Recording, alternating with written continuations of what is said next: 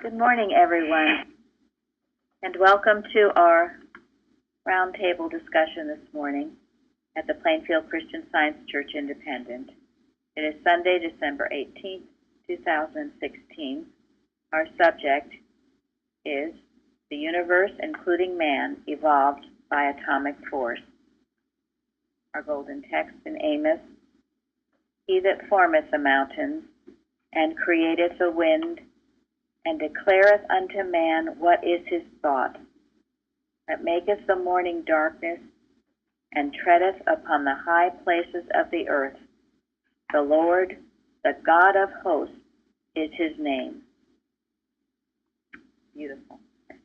So, before we get into the lesson, the Science of Health, I just wanted to go over the schedule. Next weekend is Christmas weekend, and so we will not be having a Bible study, and that night we will be having our Christmas Eve service, starting with the organ music at 8 p.m. We hope you all can join us, but we will also therefore not be having a watch. And Sunday, Christmas Day, we will not have a roundtable, but we will have our Sunday service. Okay, and then the following weekend, which is New Year's weekend, we will not have a Bible study on Saturday, but we will, of course, have our watch, even though it's Christmas Eve, and we will have our roundtable on New Year's Eve. I'm sorry, New Year's Eve. We will have our watch New Year's Eve, and we will have a roundtable on New Year's Day. So, okay, so just make note of it, and I'm sure Jeremy will be announcing things on the internet as well. Okay, we will get into Science and Health, unless anyone has anything they want to say or any questions. Okay, Linda, read number 1. There is no power apart from God. Omnipotence has all power, and to acknowledge any other power is to dishonor God. That is quite most severe, isn't it? So in what ways do we dishonor God? By not being obedient. Absolutely. By thinking we can do something. Yes. Saying I am sick or tired or can't do something. That's right. By doubting that God is capable of doing the things that he most certainly can do and has done. Yes. I mean, think of it during your day, all the ways that you may dishonor God by acknowledging another power. Anytime you give credence to sickness, sin, or death, you are dishonoring your Father, Mother, God.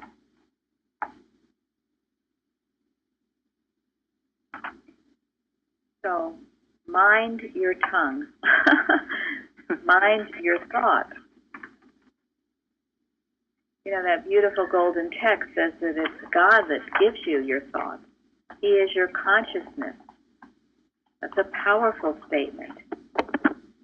He's done all things.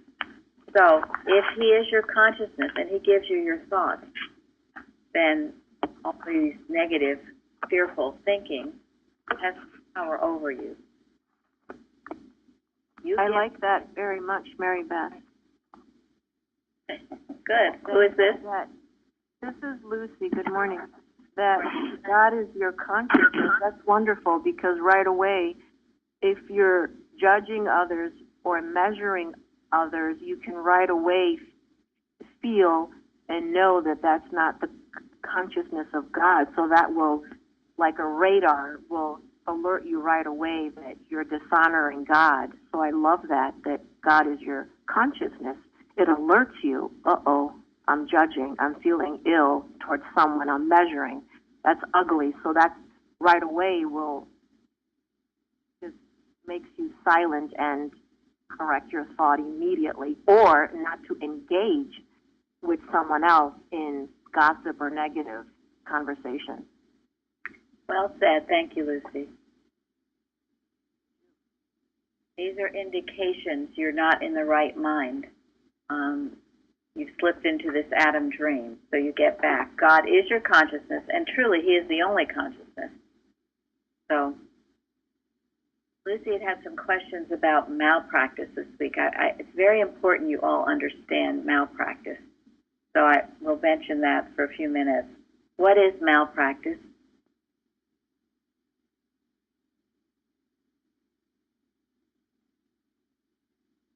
Thought? Yes, It's really wrong thinking. yes. That's all it is wrong thinking. And because it's wrong, it is the sum total of all evil.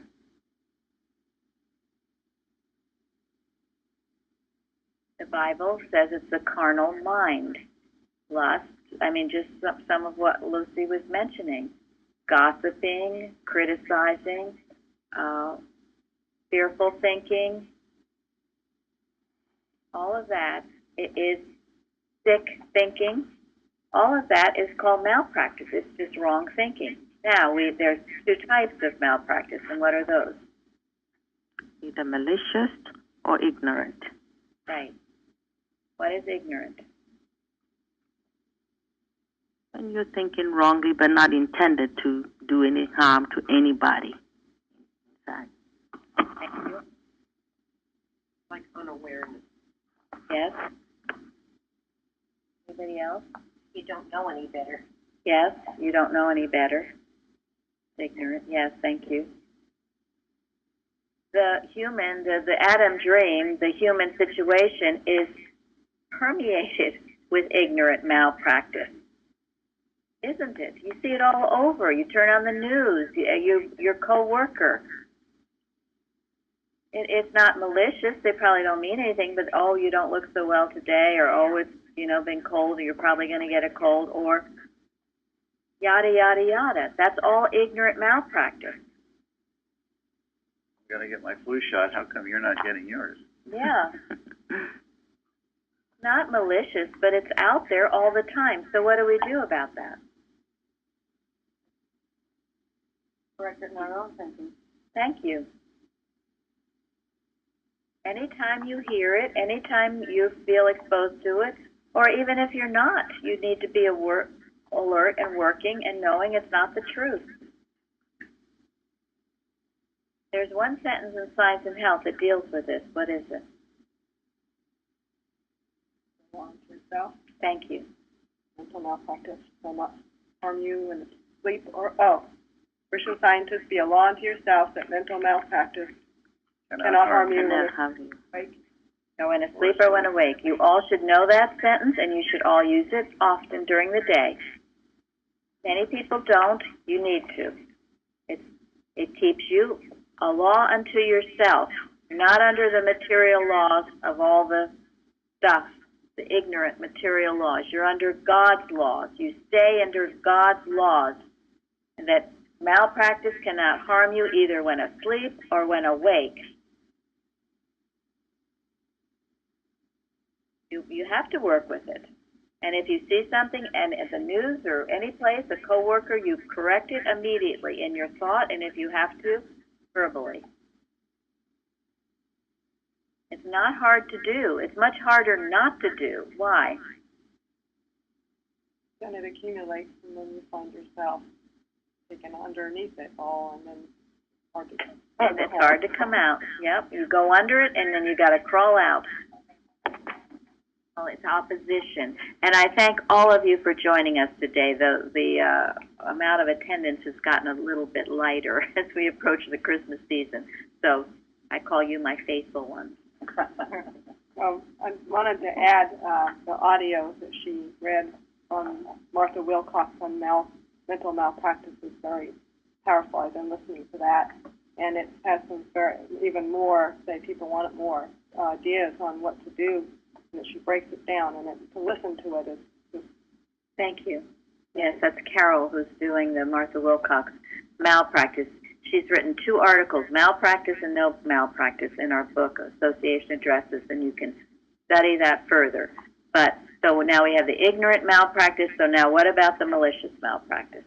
What is it? And you can start unmuting yourself. That is the intended wrong thinking towards someone or something. You've heard of voodoo. Well, that's a good example of it. Okay, so voodoo. In any sense. Pardon me? Witchcraft, any wrong thinking, Yeah. intended to harm someone. Right, where the intention is to harm. Retaliation, revenge, envy. How about envy? Yeah. I want what you have. Trying to undermine people. Yes? Think about it, this whole intent to want to inflict harm on someone else is such a perversity. It's just absolutely abnormal. But yet, it's done so much. So what do we do about that? Someone is hating you or wishing you harm.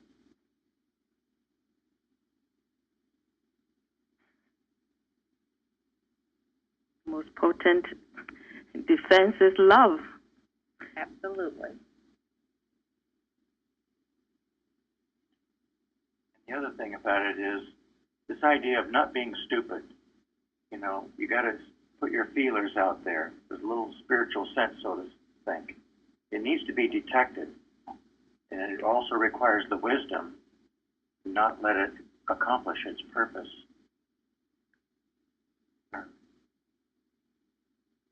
Connection with God is all important. Use our refuge and defense. When we were in our law case being sued by the BOD up in Boston, their intent was to harm. And it took us a little while to figure it all out. But Reg Carey would come and visit just at the right times. And he would implore us. He would say, listen, they don't know any better. So love the hell out of them. And he would remind us often to just love the hell out of them. And it would break the mesmerism, and it would put us on the right footing, and of course enabled us to prevail. And that's what led the way to the lawsuit being decided in the right way, God's way. But they did know better. Yes, they did. They did know better. Thank you. They did know better. You're absolutely right. Although there might have been some who they might have righteously thought they were the right ones. Mrs. Evans used to say that is the worst form of malpractice, when someone thinks they're right and then they come at you in a self-righteous way. And maybe that's different than malicious, but this comes with the territory. You're under it all the time. Most people don't know it. Or if they do know it, they think of it as forms as witchcraft, or they're under the tarot cards thing. So get used to it. And you need to be a working scientist in handling it. It's extremely important. You're under it. We were under it, obviously so, during the law case. So we learned we were under it 24/7. Why do you think we do what we do with such passion and urgency? Why do you think we watch the way we do? Because we know what's going on. And if you don't know, do know. Wake yourself up and know. Is it anything to fear? No. But I had to get beyond. I'm still working on it. I'm not going to be afraid of it. And being here has enabled me to understand. So why don't you have to be afraid? What power does it have? All power belongs to God. Yes, that is your safety and your defense. That's why the first sentence in this lesson, he's the only power. If you acknowledge that they have a power over you, you are dishonoring God. They have no power over you unless what? You give it. You give it. And how do you do that? By fearing. Being afraid of it. Being afraid of it, thinking that there is such a thing in God's creation, that God made a malpractitioner. Did he? No. Thinking There's that a you mind or to have. anyone else is actually separate from God? No. Is there anything separate from what God has made? No. How could there be if God and His creation is infinite? So many scientists are so superstitious. I've heard it even in this church. Oh, so-and-so, I mean, not recently, but a while ago. So-and-so is this or so-and-so is that, and they gave it a power, and they felt like they came under it, and you're just in a bad dream. It's not the truth. God never said it. I think it's Martha Wilcox says, the only way malpractice can reach you is how? Your own thoughts. If you were a malpractitioner yourself, if you were hating, if you were seeing something less than God's creation, if you were fearful, if you were negative, then it does seem to reach you. That's why you have to build up your own citadel. Don't hate. Don't indulge in those passions. Otherwise, in belief, it does seem to reach you, and you might seem to suffer from it.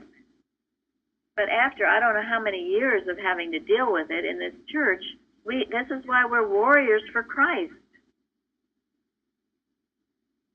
And another thing that's helpful is to know that it goes back upon itself. Thank you. And it's impersonal. It's only the evil.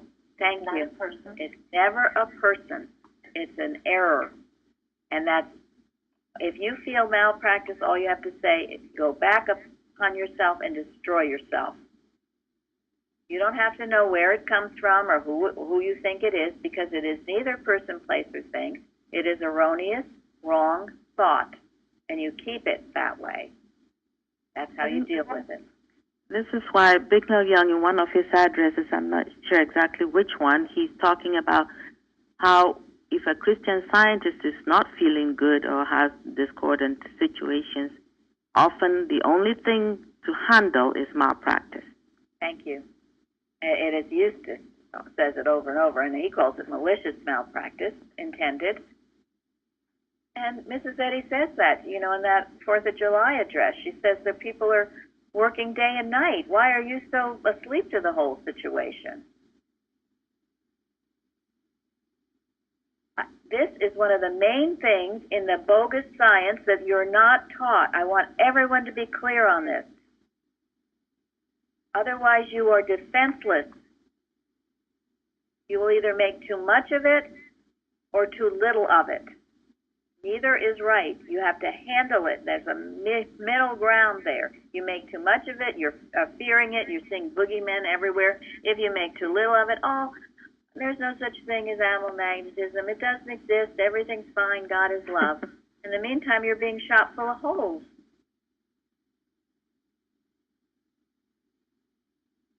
But once you get into that steady rhythm of just the daily handling it in your daily work, you'll find it as nothing, and you keep your own thought clear with love, principled, but great love.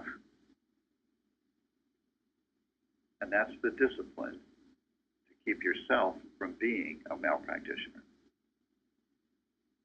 To be motivated by love. When you feel something else coming in, motivating you, get rid of it. Yeah, that goes back to what Lucy said originally. Your consciousness is in God. So when a red flag should go off. If you start to feel jealous or hateful or envious, the red flags go off. You say, nuh-uh, that's not my thought. I'm not buying it. Get out. And it will. This is a real basic question, but could you please describe loving the hell out of it? I love that expression. Mm-hmm. Well, there's this instruction that I'm sure we've all heard. When you see someone doing something wrong, you separate the person from the error. You love the person, and you destroy the error. And when you destroy the error, that is the greatest love you can show to anyone who is being handled by it. So loving the hell out of them means to destroy the error that is handling them. And never personalize it. Yeah. That's the difference between divine love, which Gary just described. Of course, human love that just wants to be nice and not rock the boat. Human love is actually hate in disguise. And if someone does something, say someone does something really nasty to you, instead of retaliating and doing something even more nasty back, you clear your thought and you love them as a child of God. You love more. That's loving the hell out of them. If you retaliate, here we go, set the battle in array. Is that what Jesus meant by love your enemies? Yes. Yes. And those two articles, I go to them anytime I feel any kind of wrong thought bothering me or any kind of resentful or hateful thought. Love Your Enemies by Mrs. Eddy and Taking Offense. Those two articles will heal any sense of that if you get into it and obey what she is saying. And didn't she have it? Didn't Jesus have it? Two of the greatest people that ever walked this globe were the target of hate. If they hated back, they would have been destroyed. And theirs was malicious, but they loved more. And Eustace is another. Just read the Eustace book. He'll explain it. He knew he couldn't hate the BOD. We knew we couldn't hate the BOD. We could have. It was very tempting. But if we did, it would have destroyed us.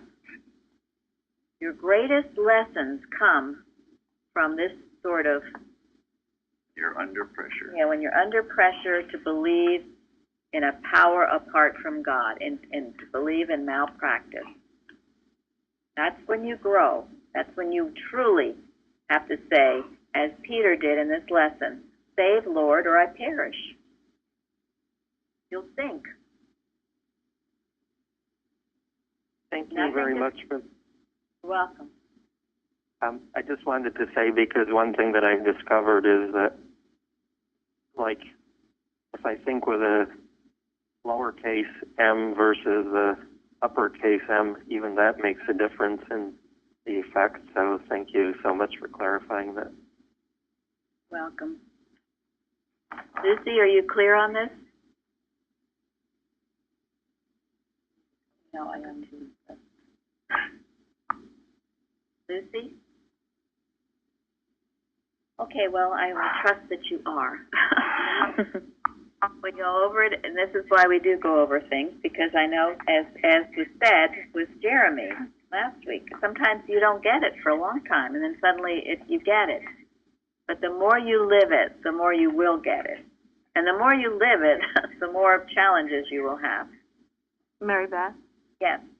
Yes, thank you. I did hear that. I just wanted to say, let's just say that someone does have malicious intent. Isn't it really basically the bottom line, their unhandled cares, issues that they have? Because wouldn't they suffer more? And we would suffer as well if we react or respond to that. Now, you wouldn't want to socialize and and hang out with someone, like that I mean, that wouldn't be wise, but isn't that the bottom line, that they're being handled by their issues that's unhandled? I mean, absolutely. Yes. Yeah, absolutely. That's exactly what it is. And there's nothing more to it than that. When people do malicious things, they're acting out of fear. They're afraid. They don't know the science. And that's what Reg Carey would tell us about the board of directors in Boston. They don't know the science. They don't know. They think they're doing the right thing by attacking something that they just don't understand. But then it's true, too. They're the thinker of the wrong, so they do suffer. They do. They can't see how they can't. And they have. And you will. But it is up to us to dismantle it and know it's not person, place, or thing, and it has no power. but they will be living a bad dream. I know sometimes if I would get upset about things, Gary would tell me, well, that's their problem. It's not your problem. Don't make it your problem. Because you see someone doing something or you might get upset over it, then it does become your problem. Don't get into their bad dream. Stay out of it. Now, that's a very important point, because when you are confronted by something that is not right, you can't control anything except what? Your own thinking. Exactly. Exactly. So clear it in your own consciousness, and that's all you have control over. And let God take care of the rest. Don't try to fix other people. And it will happen. If someone is being a malpractitioner and he doesn't give it up in belief, Mrs. Eddy says that. I've read it a few weeks ago. They will suffer until they realize it's no part of them and give it up. And maybe it won't happen at first. Maybe it'll seem like, oh, they're doing really great and you're the one suffering or you're the one in whatever. But don't worry. It'll happen. Hang in there. Like the green bay trees in the Bible. Yes, the green leaves. Flourish. Yes, that flourish. I was thinking of that too. Thank you. Yes. Just keep your peace and don't get into it. And it'll all come right. And you will be blessed for keeping your own thought pure. You will have grown. You will have been tested in the severest way, but you will come through if you hold on to the truth. As you saw with Jesus and his resurrection. Certainly with Mrs. Eddy, they couldn't get to her because she refused to hate. Used to. Oh. That's that mental poise that is so critical. I mean, just think about the example that we have of Jesus, what all he went through. He never lost his poise. Never did. Never did. No, he was subject to all the things that were entirely unfair and cruel, and everything else was thrown at him. He held on to it. And I would love to get to that point myself, because I often lose my poise when I'm confronted with crap. But and so don't feel bad if you lose your poise. But what it is, it's the burning out. You know, when you're in the middle of something like this, and you lose your poise, and you feel terribly uncomfortable, and you feel like all kinds of crap is going on within you or around you. That's the burning process. It's burning out the dross. So don't be afraid of it. It'll be uncomfortable at times, sure. And if, as in taking offense says, if the offense be to God, and you have to rebuke an error, and you feel this welling up coming in you, that is okay, all right? Sometimes you have to rebuke error, so don't confuse that too. It's not just always being meek and mild and waving the God is love wand. You've got to stand up and rise against an error. As I said, first mentally, and if you have to do it audibly, God will give you the words to do it, and it'll just come. But the offense is to God, not because you're personally offended that someone, said that your hair was too curly, but as people always tell me. No, anyway, not because of some personal offense, but because of some offense to God. This is not right by God. Then you stand up and rebuke the error, and you have every right to. And you see, Mrs. Eddy did, which is why people questioned her and thought she had a bad temper. And Jesus did to the Pharisees. He threw the money changers out of the temple. That's a good thing. But it first has to come within you, where your own thought is clear enough to be clear about that, and you're not doing it out of hatred or anger. Then it's no longer a good thing. You've given it power. I think if we keep up, I'll speak for myself. As I continue to just, following the discipline in here of keeping my thought clear, when something came up that was an offense to God or to what I'm learning, it was almost like an impulse. The right words came that I know I didn't think of. It just came and it was spoken, and it just did the work. Thank you. That's exactly how it works and how it feels. It just comes out. You're not really angry, but you see the error. You cannot allow that error to go on. It's not about person. It just comes out, it rebukes it, and then it's like a wash clean. You don't hold that error. You don't go around thinking about it or personalizing it or anything else. It's gone. You've rebuked it. But that is also how it must be in your own thought when the error comes. When it tries to come into your Christ consciousness, you rebuke it quickly, the first instance of it, and then you let it go, not the truth about man. And the more you do it in your own consciousness, then you can help others, and you see it the way you should, as an impersonal attack on the Christ, which you simply cannot allow. So, okay, I'd like, Florence, could you read number 2 in Science and Health? Okay. God creates and governs the universe, including the universe. We're getting a very bad reception. Okay, maybe. Is that better? Yeah, now it's better. Okay. God creates and governs the universe, including man. The universe is filled with spiritual ideas which he evolves, and they are obedient to the mind that makes them. Thank you. So what can you do with that one? I used it to apply to my children this week, that they're obedient to the mind that makes them, and he evolves them, and that was very helpful. Excellent. Excellent. That is what we were taught here. That's an excellent example how you use it. He evolves them. They're obedient to the mind that made them. They're not obedient to you, okay? Because there's the rub sometimes.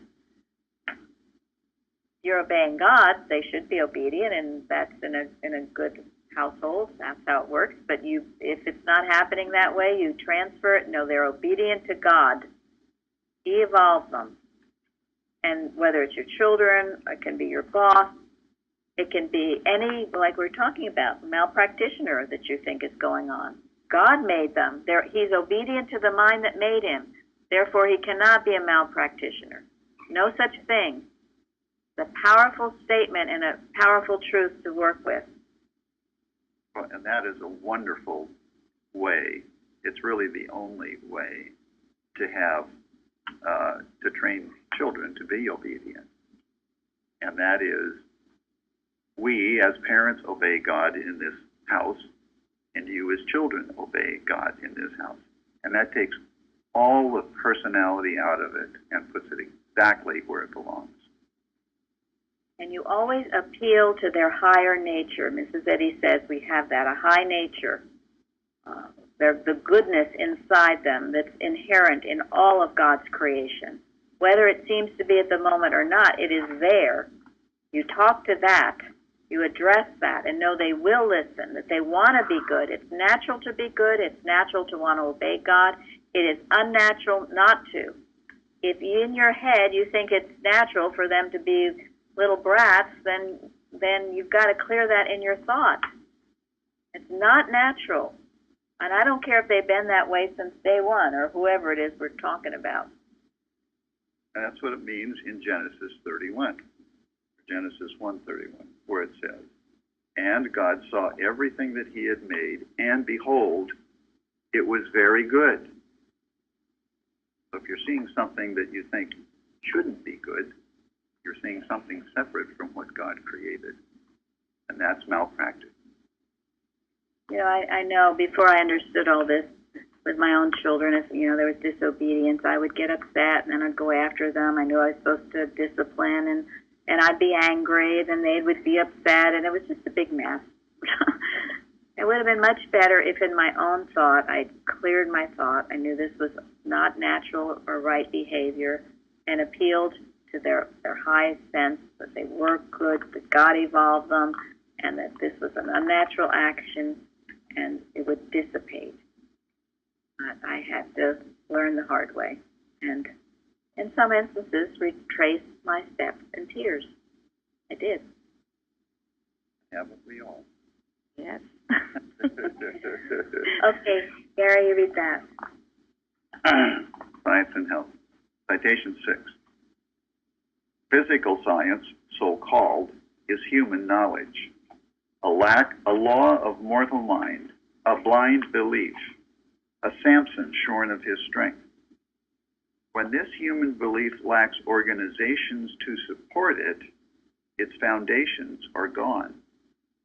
Having neither moral might, spiritual basis, nor holy principle of its own, this belief mistakes effect for cause and seeks to find life and intelligence in matter, thus limiting life and holding fast to discord and death. In a word, human belief is a blind conclusion from material reasoning. How fantastic is that? She just analyzes the wrong thinking and strips it to shreds. It's a masterpiece, Mrs. Eddy. When this human belief lacks organization to support it, its foundations are gone. What does that mean? What are examples? What are these organizations that support belief?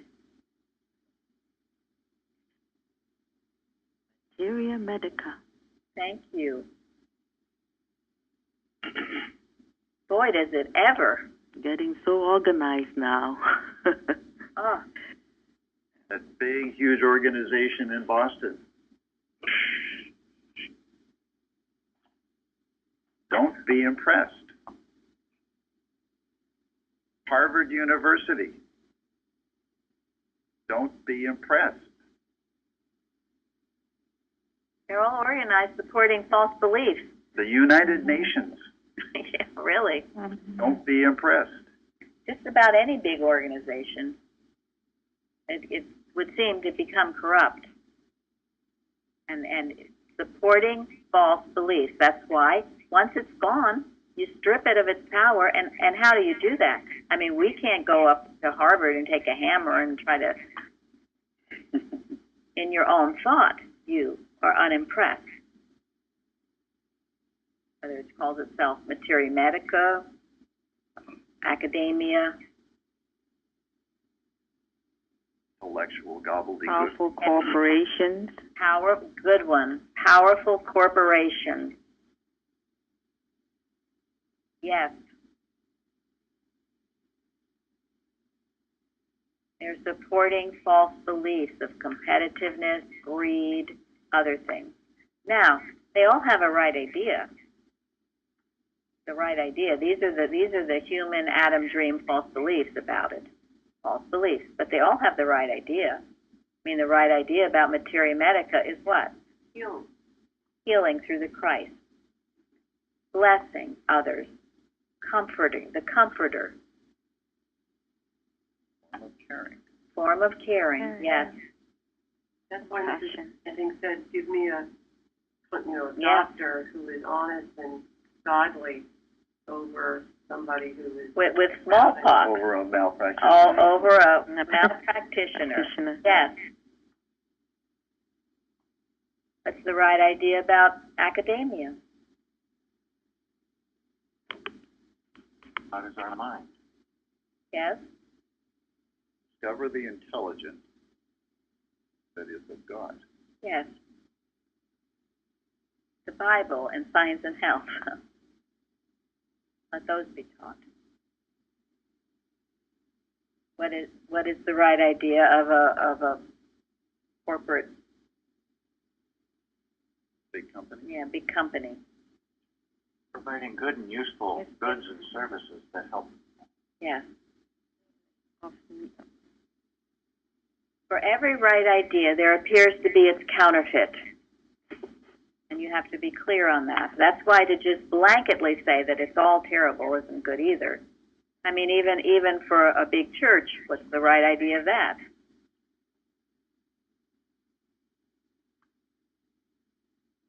Well, I mean, religion, it's out there to help. To support To one know another. God. So, Right, to get to know God better. To support our spiritual growth. So it's always a false belief. And when that foundation falls, the false belief will fall. But the only way you can handle it is in your own thought. And that is a tremendous power. One with God is a majority. And our unity watches, that's even, that's there's strength in the unity. Okay, having neither moral might. What is moral might?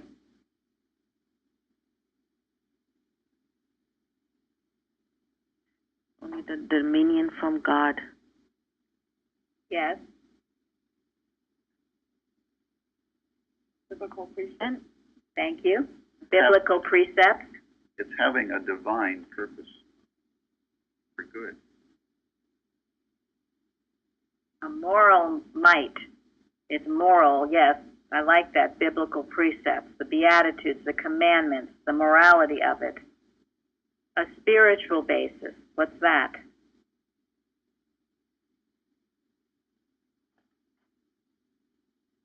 Based on God's laws. Thank you. Yeah. There's no belief of the substance or intelligence of matter. Thank you.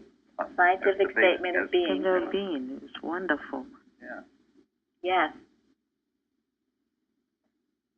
Nor a holy principle of its own. What's a holy principle? Cause. Yes. It's the stable rock of Christ that doesn't get washed away when the malpractice comes along. It's enduring. Thank you. Because it is holy, holy. It is the law upon which it is based. It is of God's law, then it has a holy principle supporting it. If it's a human theory, it has no holy principle to support it. Thank you. It's actually one of the most helpful things. If something is wrong, it doesn't have any principle or basis to continue or even exist. It's going to get nothingness will be exposed, be washed away. Thank you. So those three things, this is how you can judge righteous judgment. Moral might, spiritual basis, holy principle. This belief mistakes effect for cause and seeks to find life and intelligence in matter, thus limiting life and holding fast to discord and death. And then, in a word, human belief is a blind conclusion from material reasoning. This is why you have to have your spiritual sense. You were to judge on everything you just see materially. You see the Adam dream, you're going to come up with a big mishmash.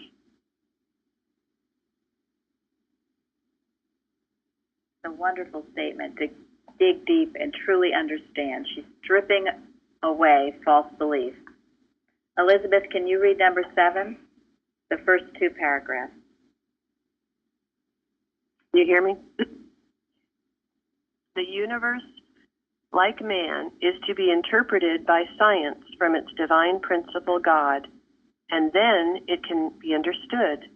But when explained on the basis of physical sense and represented as subject to growth, maturity, and decay, the universe, like man, is and must continue to be an enigma. Adhesion, cohesion, and attraction are properties of mind. They belong to divine principle and support the equipoise of that thought force which launched the earth in its orbit and said to the proud wave, thus far and no farther. Thank you. And now, if you could just say again, you wrote on the forum, and I know you've given a testimony about it, but what happened through the power of prayer on that island off South Carolina? Yeah, so I'm just continue to think about it because it was so awesome that despite all the weather reports that this hurricane was making a beeline for Charleston, South Carolina, and this particular island, that what happened was despite, they were saying that there was going to be this storm surge that would inundate much of the island and it was going to be so destructive, and it came ashore during low tide, and the surge that was rising up was there was a wind coming from the different direction that just pushed it down the beach and not onto the island for the most part. So there was really very minimal flooding. And then on the other side, where we have our rental house, we're right next to this river, and that came up to the back door. And when I got there, I saw all the debris that was there, and it never entered. And it was just wonderful. Thank you. Bruce, what's the definition of wind? That which indicates the might of omnipotence and the movements of God's spiritual government, encompassing all things. Thank you. Now, this is how we pray with this atomic force, knowing all of the forces, as Mrs. Eddy says in this lesson, they are not material, they are spiritual. All of them. And they are controlled by God, not by matter. And if you know it well enough, what Elizabeth just described can happen. You can say to the proud wave, thus far and no farther. There's a story now, I can't remember where I read it. It's probably in Longyear, but it was about this practitioner, and a fine practitioner during the time of Mrs. Eddy. And I believe it was the California earthquake. That was 1906, I think, which was very, very damaging. And she was a practitioner out there. And out of all the rubble, her house remained untouched. Now, of course, in saying this, we certainly aren't rejoicing in the fact that everyone else's house was destroyed. But it is an indication that her thought was so strong and knew this truth so powerfully that her house was totally protected. So remember this, and remember, as we talked about yesterday, the need to do daily work, not just when you hear a storm is coming, but every day, to know that the weather you're receiving in your community, and also know it for the nation and the world, is God's blessing. Not too much, not too little, just right. As in heaven, so on earth. God omnipotent is supreme. And those words, I looked them up, cohesion, adhesion, attraction, the art of sticking or being united, union, steady attachment, cohesion, being united by a natural attraction, connection, dependence, attraction, power, principle, or tendency in bodies to unite. All of these things are established in divine law, but we need to be knowing it. I'm going to end now with some quotes from I Am That I Am by Bicknell Young in Collected Writings. The thing that takes care of what seems to be a problem is to find out that there isn't one, because all that mind has done is not in the nature of a problem, but is in the nature of scientific manifestation of divine intelligence, which, after its divine nature, is ever uttering itself, I am, and which finds in its own nature nothing that is unlike itself, and therefore knows no problem. Infinite mind is ever saying, I am. Every idea and function is constantly saying, I am. When I receive a telephone message or mail, I always know that malpractice or suggestion cannot reach me through the message or mail, that no message can come to the Son of God, but I am, and all is well. In that realm where thought is God declaring himself, saying, I am, in my infinite expression, in my infinite individuality, in my beauty and glory and grandeur of true being, I am, and that is man. This I am that I am is the name for all that is an infinite idea, embodying all the characteristics and qualities of Father, Mother, God, the source, substance, presence, and law of all real beings. Man is well now sustained and maintained in his business, in his health, etc., by God who said, I am. Our God is so kind and true, so loving and just, and is so constantly knowing, I am, that I will know what to do and when to do it at the right time. I am mind expressing itself. Wonderful thing to work with and to understand. There's just infinite amount of good in our textbook, in our Bible, and the workings of the writings of the early workers. Thank God for it all. Thank you, and we will go on now to be praying for a powerful service to go out and bless all mankind. Thank you. Thank you. Thank you. Wonderful. Thank you so much.